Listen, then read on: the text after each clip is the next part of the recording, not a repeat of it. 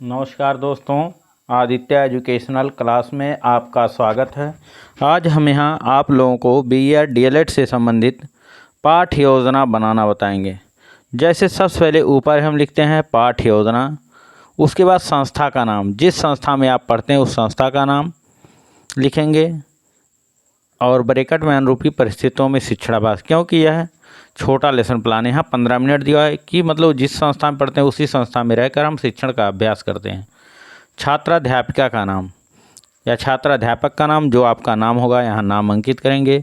दिनांक किस दिन का लिखेंगे, जिस दिन यह पाठ योजना का आपको शिक्षण कार्य करना है। कक्षा 8 वर्ग ए, विषय हिंदी, चक्र पहला, अवधि 15 मिनट।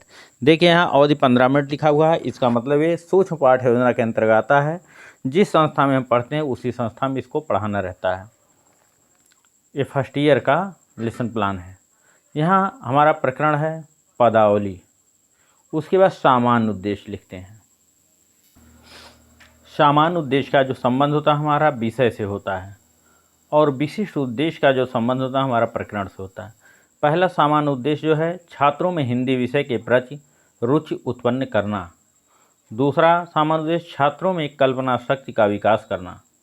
तीसरा छात्रों में मातृभाषा के प्रति लगाव उत्पन्न करना। चौथा छात्रों में बौद्धिक एवं तर्क शक्ति का विकास करना। पांचवा छात्रों में राष्ट्रीय एवं अंतर्राष्ट्रीय भावना का विकास करना। उसके बाद विशिष्ट उद्देश्य हम लिखते हैं। विशिष्ट उद्देश्य होता है या प्रकरण से संबंधित होता है। जैसे पहला विशिष्ट उद्देश्य है छात्र मीराबाई के पदावली काव्य के बारे में जान सकेंगे। दूसरा छात्र पदावली के माध्यम से भगवान श्री कृष्ण के बारे में समझ सकेंगे। तीसरा सामान्य विशिष्ट उद्देश्य छात्र इस काव्य के माध्यम से कल्पना शक्ति का विकास कर सकेंगे।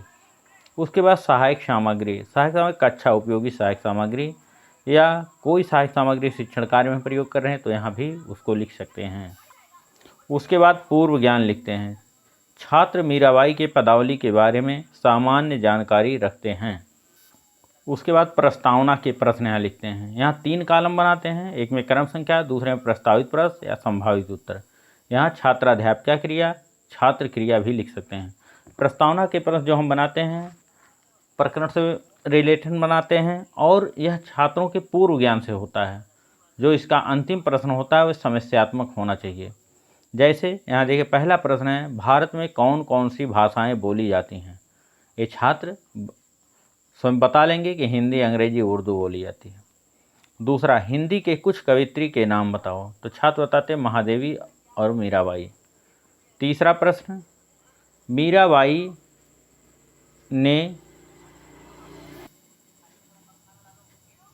किस काव्य में श्री कृष्ण का वर्णन किया है, तो छात्र बताते हैं पदावली में। मतलब मीराबाई ने श्री कृष्ण का वर्णन पदावली में किया है। चौथा प्रश्न मीराबाई द्वारा रचित पदावली के बारे में आप क्या जानते हैं। अब ये समस्यात्मक प्रश्न हो जाता है, छात्र यहाँ मौन हो जाते हैं। यहाँ छात्रों को बैठने का निर्देश दिया जाता है। उसके बाद उद्देश्य कथन यहाँ लिखते हैं कि बच्चों आज हम लोग मीराबाई द्वारा रचित पदावली नामक पाठ का अध्ययन अध्यापन करेंगे। उसके बाद प्रकरण से पट पर अंकित कर दिया था। यहाँ प्रस्तुतिकरण लिखते हैं। प्रस्तुतिकरण में संकेत जो हम टॉपिक लेते हैं वो संकेत, जैसे बसो मेरे नयनन में नंदलाल, मोर मुकुट मकराकृत कुंडल, अरुण तिलक दिए भाल। मतलब ये इसी का हमें व्याख्या करना। देखिए उसके बाद हम आदर्श वाचन लिखते हैं। आदर्श वाचन छात्राध्यापिका प्रस्तुत पाठ का कक्षा में खड़ी होकर उचित आरोह अवरोह के साथ आदर्श वाचन करेंगी। मतलब जो ये संकेत है, ये जो स्टैंजा, इसको पढ़ेंगे छात्राध्यापिका, इसी को आदर्श वाचन कहा जाता है, जैसे हमने पढ़ा अभी।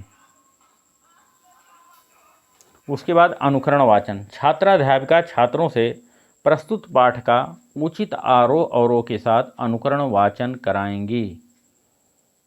मतलब इसी को फिर दोबारा छात्रों से इसको पढ़वाया जाएगा, वही अनुकरण वाचन हो जाता है।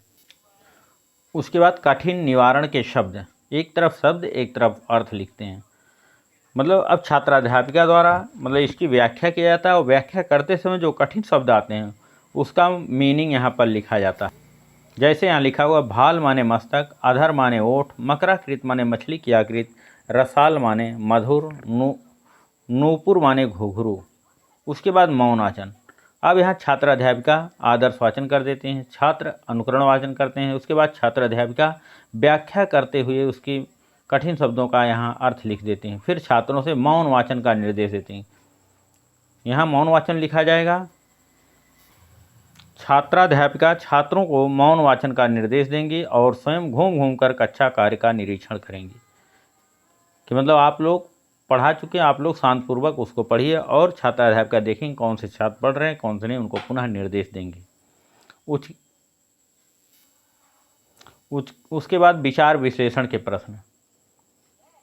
पहला प्रश्न, मीराबाई के काव्य का मुख्य स्वर क्या था? दूसरा प्रश्न, बसो मेरे नैनन में नंदलाल की पंक्ति की व्याख्या कीजिए। उसके बाद पुनरावृत्ति के प्रश्न। पुनरावृत्ति के प्रश्न इसलिए पूछे जाते हैं कि जिससे पाठ की पुनः आवृत्ति हो जाए। जो कुछ भी छात्रों को पढ़ाया गया उसकी पुनः आवृत्ति होने के बाद पूरा वह ज्ञान जो है अस्थायी हो जाता है। यहाँ पहला प्रश्न, मीराबाई ने पदावली में किसका वर्णन किया है?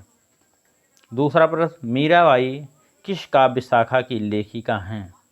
उसके बाद गृह कार्य दे दिया था कि बच्चों इसको आपको घर से लिख कर लाना है। यहाँ प्रश्न या प्रस्तुत श्लोक का अर्थ लिखिए। मतलब जो स्टैंजा उसका अर्थ लिखने को छात्रों से कह दिया जाता है।